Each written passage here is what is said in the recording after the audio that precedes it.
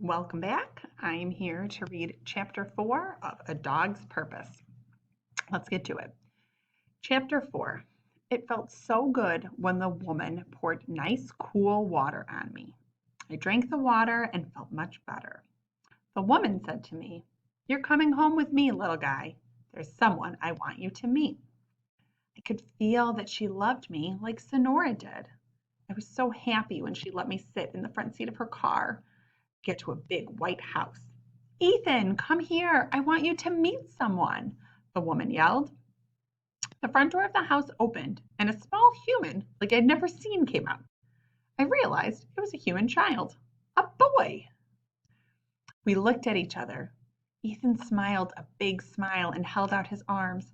"A puppy!" he yelled, and we ran to each other in love right away. I was licking him and he was laughing, and we rolled together in the grass. The puppy loved Ethan. "Can we keep him, Mom?" Ethan asked.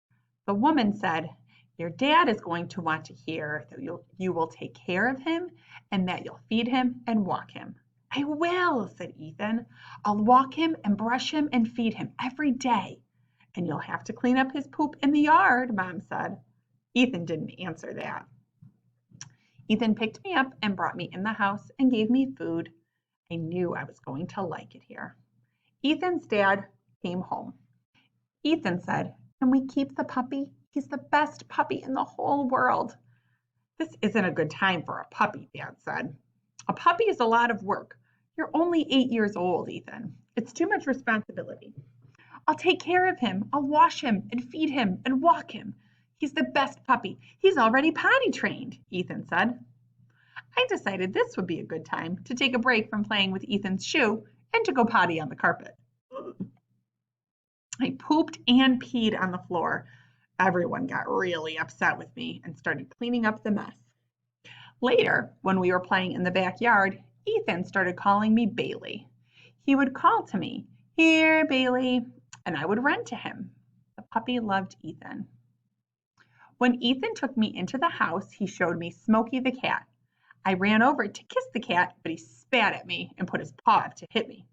I didn't know why he didn't want to play with me. Every time I had to poop or pee on the floor, everyone in the house would get really upset with me and would pick me up and put me in the grass. When I went poop or pee in the grass, they got so happy with me that I thought maybe that was my most important job in the family. One of my jobs when Mom wasn't watching was to clean the dishes. Ethan would put a plate of food on the floor and I would lick it. Mostly my job was to play with Ethan. I had a box with a soft pillow where Ethan would put me at night. I knew that I needed to stay in the box until Mom and Dad left the room, and then I could get in bed with Ethan. If I got bored in the night, I could always chew on him. After a few days, I got to see the neighborhood. We would go outside and find other girls and boys, and they would play with me. We met a girl named Chelsea that I loved, and she had a dog named Marshmallow. I liked playing with Marshmallow. Each night, Ethan whispered, "Bailey, Bailey, Bailey," in my ear. I knew that loving and living with Ethan was my purpose in life. The puppy loved Ethan. All right, that is the end of Chapter 4. You can do the comprehension questions. There's a link for them in the description below this video. I hope you liked it.